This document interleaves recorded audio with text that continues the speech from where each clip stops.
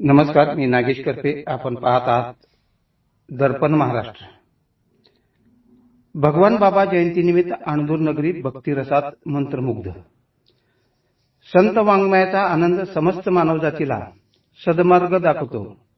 याच संत वाङ्मयातील संत परमपूज्य हबप राजयोगी भगवान बाबा महाराज यांची पुण्यतिथी अणदूर तालुका तुळजापूर येथे मोठ्या भक्तिभावात साजरी करण्यात आली.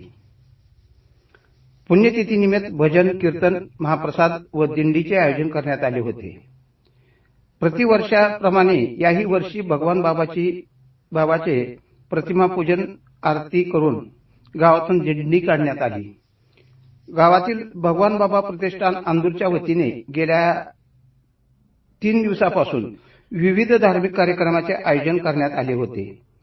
टाळ मृदंगाच्या गजरात वारकऱ्यांच्या वेशभूषेतील टाळ मृदंग वादक तल्लीन झाल्याचे पाहायला मिळाले. भगवान बाबा प्रतिष्ठानच्या माध्यमातून अणदूर येथे जो कीर्तनाचा व काल्याच्या कीर्तनाचे 2 असे कार्यक्रम आम्ही भगवान बाबा प्रतिष्ठान अणदूर यांच्या मार्फत घेण्यात आले.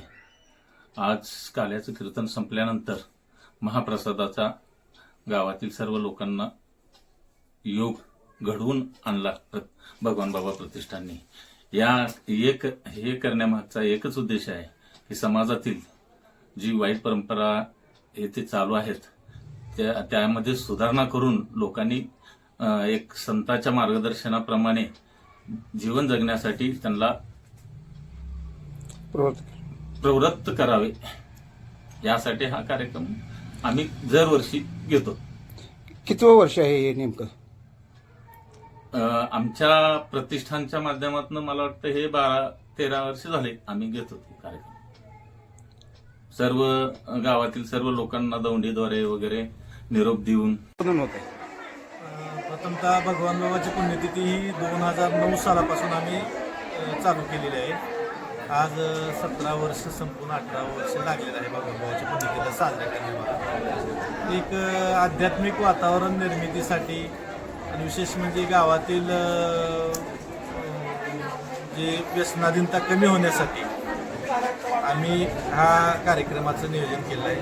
आणि भगवान बाबा हे आमचे धर्मगुरू आहेत. यांनी समाजावरती प्रबोधन केलेलं आहे. ती प्रबोधनाचा पायंडा पुढं चालू ठेवण्यासाठी आम्ही हा कार्यक्रम करतो. 2 दिवसाचा हा कार्यक्रम असतो. 2 दिवसात आम्ही संध्याकाळी जागर वगैरे असतं कीर्तन आणि सकाळी काल्याचं कीर्तन करून महाप्रसादाचं आयोजन असतं. श्रेष्ठ भगवान बाबा यांच्या पुण्यतिथीनिमित्त अणदूरमध्ये अनेक वर्षापासून कीर्तन सोहळा आयोजित केला जात आहे. खरोखरच म्हणजे एक समाजामध्ये धार्मिक भाव निर्माण व्हावा, संतांची संगत वाढावी आणि येणाऱ्या पिढीला हा सत्संग वाढावा, समाजामध्ये चांगलं वातावरण राहावं, धार्मिक वातावरण राहावं, या भूमिकेतून भगवान बाबा प्रतिष्ठानच्या वतीने हा सोहळा आयोजित करण्यात येत असतो. आणि खरोखरच याच्यामध्ये अधिक प्रमाणात ही वारकरी परंपरा जी आहे, संत परंपरा आहे, समाजाला अत्यंत चांगल्या स्थानावर एक उत्तम नागरिक घडवण्यासाठी ही परंपरा आज ही पोषक ठरलेली आहे. म्हणून हा समाजामध्ये हा धार्मिक कार्यक्रम वाढावा यामागची ही स्पष्ट भूमिका या प्रतिष्ठानची आहे.